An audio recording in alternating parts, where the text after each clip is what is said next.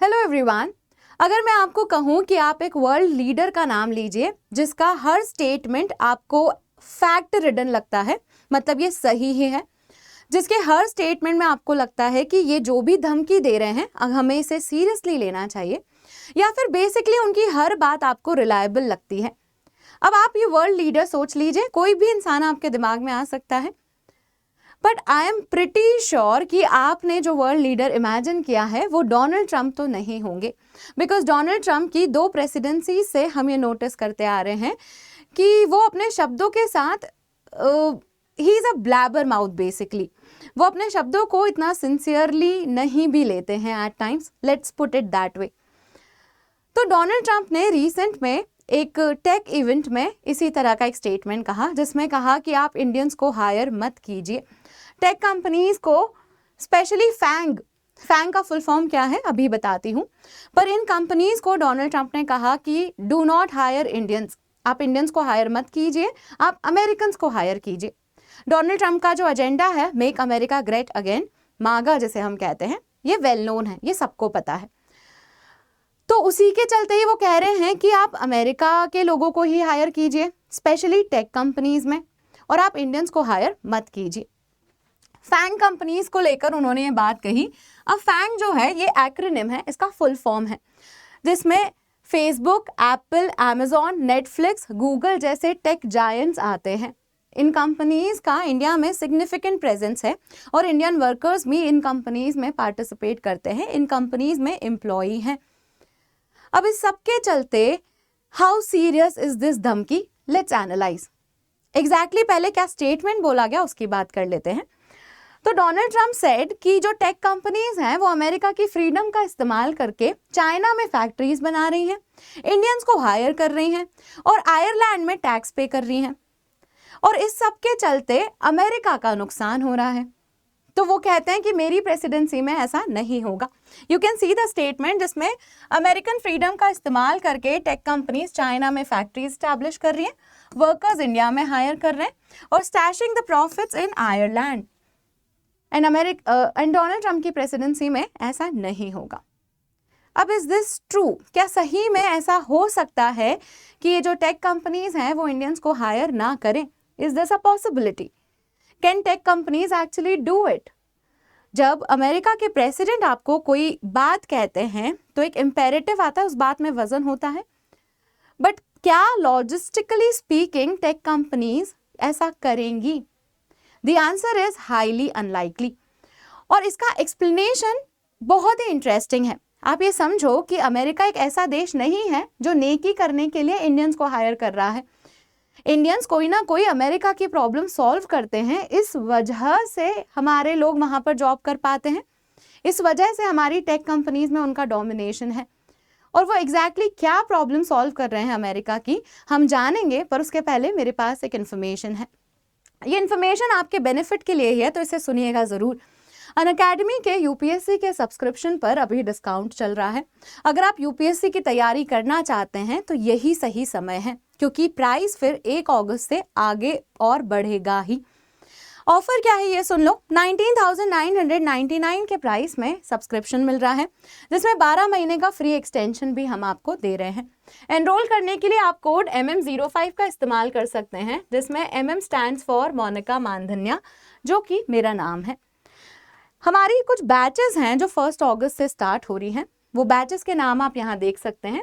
English के लिए आरंभ बैच है, अगर आप 2026 की तैयारी कर रहे हैं तो। इंग्लिश का जो बैच है जिसमें इंग्लिश मीडियम में पढ़ाया जाता है वो है फाउंडेशन बैच, अगेन 2026 के लिए। हिंदी के लिए संभव बैच है अगर आपका टारगेट ईयर 2027 का है तो, और नीव बैच है इंग्लिश के लिए, उसका टारगेट ईयर है 2028 का। ये सारी बैचेस 31 जुलाई से शुरू हो रही हैं और 1 अगस्त से प्राइस हाइक हो रहा है, तो मेक श्योर कि आप एनरोल कर लें अभी ही। अब आपकी अगर रिक्वायरमेंट है कि आपको जीएस भी पढ़ना है और ऑप्शनल की भी तैयारी करनी है, तो उसके लिए हमारे पास कॉम्बिनेशन ऑफर भी है कि 27,999 में आपको जीएस और ऑप्शनल दोनों का सब्सक्रिप्शन मिल सकता है। जो प्लेटफॉर्म पर ऑप्शनल अवेलेबल हैं उनके नाम और एजुकेटर आप देख सकते हैं। इसमें ये मैं हूँ। सोशियोलॉजी ऑप्शनल मेरा एरिया ऑफ एक्सपर्टीज़ है। तो अगर आप सोशोलॉजी पढ़ने में इंटरेस्टेड हैं तो आप मुझसे कांटेक्ट कर सकते हैं। आप एनरोल कर सकते हैं with the code MM05। Now topic पे वापस आते हैं कि ऐसी क्या सल्यूशन है जो इंडिया ऑफर करता है अमेरिका को, जिसकी वजह से इतने सारे इंडियंस अमेरिका की टेक कंपनीज को डोमिनेट करते हैं। सबसे पहला जो सल्यूशन है वो है, सबसे पहला जो अमेरिका का प्रॉब्लम है वो है टैलेंट गैप। जो टेक कंपनीज एम्प्लॉयमेंट जनरेट करती है वो हाई स्किल्ड होता है। यूजुअली इंजीनियर्स उन पोस्ट पर रिक्रूट होते हैं, पर अमेरिका इतने इंजीनियर्स प्रोड्यूस ही नहीं करता है। स्टैटिस्टिक्स देख लो, integrated post secondary education data system के हिसाब से यूएस में एक साल में 1.5 लाख इंजीनियर्स प्रोड्यूस होते हैं बैचलर लेवल पे, 50,000 स्टूडेंट्स मतलब ग्रेजुएट होते हैं मास्टर्स लेवल पे, और कुछ 12,000 जो हैं वो डॉक्टरेट्स आते हैं। टोटल मिला के ये कुछ 2,12,000 के आसपास का नंबर बनता है। अब to put things into perspective, Google अकेला 1,80,000 एम्प्लॉयज का बना हुआ है। गूगल अकेला 1,80,000 एम्प्लॉयज रखता है। अब देख लो, ये टैलेंट गैप आपको दिख जाएगा। अब अमेरिकन को हायर भी करेंगे तो यहाँ पर कहीं ना कहीं बाहर से तो लोग रिक्रूट करने पड़ेंगे। इंडियंस जो हैं वो बहुत सारे हैं। When it comes to engineers, बहुत सारे इंडियंस इंजीनियरिंग कर चुके हैं, and hence it produces an opportunity for Indians to fill this gap. तो ऐसा नहीं है कि हम पे कोई एहसान किया जा रहा है, दरियादिली नहीं है ये अमेरिका की, हमारे हक का ही है ये। आपके पास टैलेंट गैप है। दूसरा जो सोल्यूशन ऑफर करता है इंडिया वो है कॉस्ट इफेक्टिवनेस। हमारे जो इंजीनियर्स हैं उनको जितनी सैलरी मिलती है इंडिया में, माइक्रोसॉफ्ट के ऑफिस में, गूगल के और बड़े टेक जायंट्स के ऑफिस में, अगर हम उनको कंपेयर करें यूएस में कितना ऑफर कर रहे हैं, तो इसमें भी बहुत कॉस्ट इफेक्टिवनेस इंडिया के फेवर में दिखती है। अगर यूएस का एक इंजीनियर है, सॉफ्टवेयर डेवलपर है, तो उसे करीबन 1 to 1.2 करोड़ रुपया देना पड़ता है एनुअली। अगर वही एम्प्लॉय यहाँ पर काम कर रहा है तो उसे करीब 20 लाख के पैकेज में सेम सर्विसेज देनी पड़ती हैं। तो इसीलिए कॉस्ट इफेक्टिवनेस भी इंडिया के फेवर में है, and hence you will see कि बहुत सारे इंडियंस यहाँ पर टेक कंपनीज में जो कि यूएस बेस्ड है काम कर रहे हैं। तो India solves a problem, and hence tech companies जो हैं वो इसीलिए मोस्ट लाइकली इंडियंस को रिक्रूट करती ही रहेंगी। एंड ऑल्सो हमारा कॉन्ट्रीब्यूशन यूएस की इकोनॉमी में बहुत ज़्यादा है, and hence the advantage. In fact अगर मैं बात करूँ, यूएस के प्रेसिडेंट के अलावा भी दूसरी पॉलिटिकल लीडरशिप भी इस तरह की बात करती है कि आप अमेरिकन को क्यों नहीं हायर कर रहे, आप इंडियंस को क्यों हायर कर रहे हैं। उसमें नाम आता है JD वैंस का। रिसेंटली माइक्रोसॉफ्ट ने अपने कुछ एम्प्लॉयज़ को ले ऑफ किया। कुछ तो बहुत ही तुच्छ सा शब्द हो गया है, एक्चुअल में मास ले ऑफ किया गया है। जुलाई में करीब 9,000 लोगों को निकाला गया और टोटल 15,000 के आसपास लोगों का ले ऑफ हो चुका है 2025 में ही, और अभी आधा साल बाकी है। ये नंबर बहुत ज़्यादा है। इसके कंटेक्स्ट में ही JD वैंस जो कि यूएस के वाइस प्रेसिडेंट हैं, उन्होंने बोला कि माइक्रोसॉफ्ट एक तरफ तो अमेरिकन को ले ऑफ कर रहा है और दूसरी तरफ H1B वीज़ा का इस्तेमाल करके फॉरेन वर्कर्स को रिक्रूट कर रहा है। तो ये क्या हुआ, ये तो दोगलापन हो गया। आप अमेरिकन को जॉब पर क्यों नहीं रख रहे हैं? That is the question he raised. समझो, इसमें भी लोगों ने क्लैरिफिकेशन दिया कि व्हाट एग्जैक्टली इज हैपनिंग। तो हम थोड़ा सा डिकोड करते हैं न्यूज़ को स्टेप बाय स्टेप। माइक्रोसॉफ्ट ने ले ऑफ किया है। ले ऑफ करने का रीज़न है कि आर्टिफिशियल इंटेलिजेंस के चलते अब वो अपना स्ट्रक्चर चेंज कर रहे हैं। इसको लेकर जो माइक्रोसॉफ्ट के CEO है सत्या नडेला, उन्होंने क्लैरिफिकेशन भी दिया है कि this layoff is heavy for him also, but it is the need of the hour. अब ठीक है, उन्होंने ये स्टेटमेंट कहा। JD वैंस का जो स्टेटमेंट है उसमें H1B वीज़ा की बात हुई है।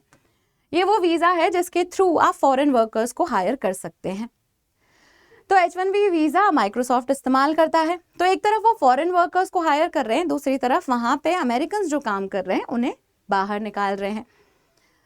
टू विच समवन क्लैरिफाइड कि ये जो H1B वीज़ा जिसका इस्तेमाल माइक्रोसॉफ्ट कर रहा है वो दरअसल वहाँ पर जो फॉरेन वर्कर्स हैं उनका पीरियड एक्सटेंड करने के लिए कर रहा है।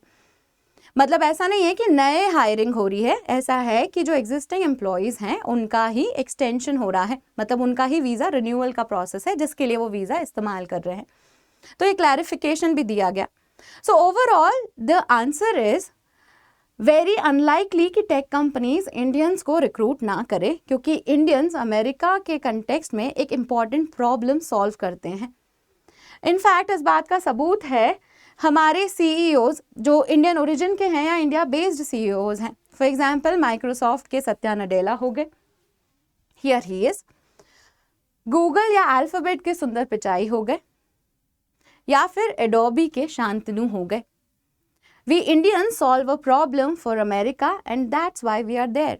हमारा टैलेंट है, हमारी मेहनत है, हमारी कॉस्ट इफेक्टिवनेस है, जिसकी वजह से इंडियंस यूएसए में हैं। किसी का एहसान नहीं है। अच्छा, एक क्वेश्चन है जिसका आप आंसर कमेंट सेक्शन में देंगे। What is known as the Silicon Valley of India? Easy सा सवाल है, ABCD करके भी आप अपना आंसर दे सकते हैं। कोशिश ज़रूर कीजिएगा, और अगर इन्फॉर्मेशन पसंद आई है तो please make sure to like the video and thank you for watching.